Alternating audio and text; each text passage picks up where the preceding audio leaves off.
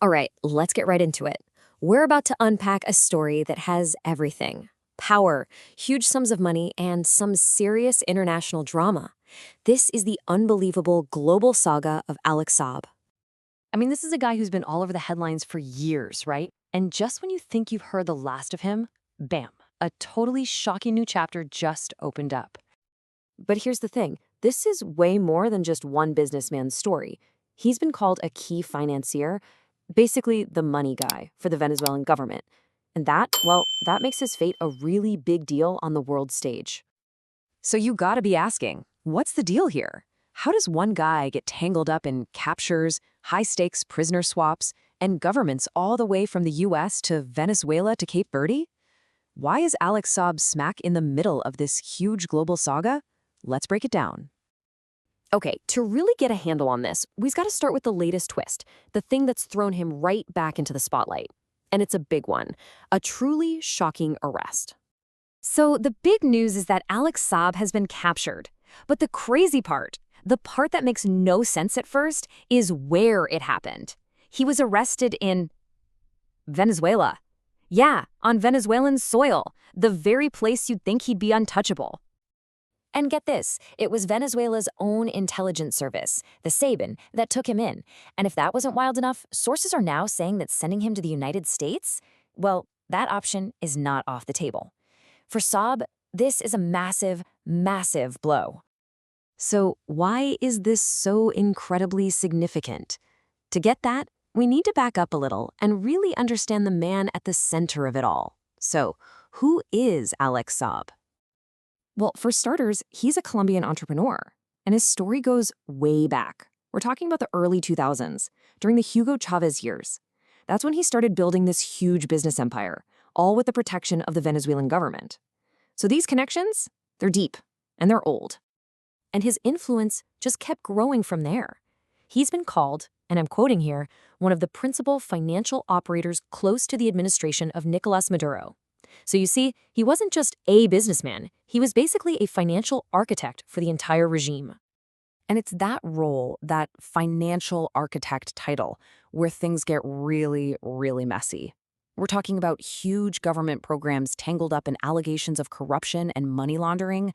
It's a lot. So how did he get so much influence? Well, he got his hands into some of the most critical parts of Venezuela's economy. He landed these massive multi-million-dollar contracts for building social housing, importing food, and even in the oil industry. I mean, these are things that are absolutely essential to people's daily lives, and being in the middle of all that gave him incredible power. One of the biggest deals was something called the CLAP program. This was a huge government plan to bring in subsidized food boxes for millions of Venezuelans. And who was right at the center of that absolutely crucial and very profitable supply chain? You guessed it, Alex Saab. And this is really the heart of the whole controversy, right? It's like two sides of the same coin. On one side, you've got these public contracts for stuff people desperately need. But on the other side, you've got these incredibly serious criminal allegations tied to the exact same contracts.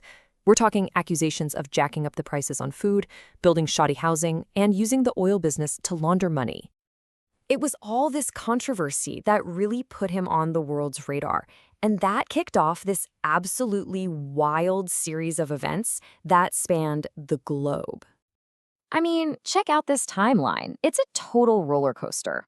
So 2020, he gets captured in Cape Verde. Venezuela says he's a diplomat on a mission. A year later, 2021, he's shipped off to the United States to face money laundering charges. But then, plot twist, in December 2023, he's freed in this huge prisoner swap, and he goes back to Venezuela like a hero, which makes it completely mind-boggling that he gets arrested again in 2026, this time by his own side. And that brings us right back to now. This latest arrest just throws everything up in the air. You've got to wonder, is he going to be sent to the US? Is he going to start talking to authorities? And what on earth does this mean for the Maduro government itself? So what are the key things to keep an eye on? Well, first, right before this happened, he was kicked out of his job at the Ministry of Industry. That kind of suggests he wasn't in the government's good graces anymore. Second, think about what this guy knows. all the secrets of Venezuela's finances. That knowledge is either a huge asset or a massive liability, depending on who he talks to. And finally, sending him to the US, which once seemed impossible, is suddenly a very real possibility again. So when you put it all together, it leaves us with this one big, fascinating question. Is this the end of the line for Alex Saab? Or is this just the next move in a much, much bigger game of geopolitical chess? Honestly, we don't know yet, but you can bet the whole world is watching to see what happens next.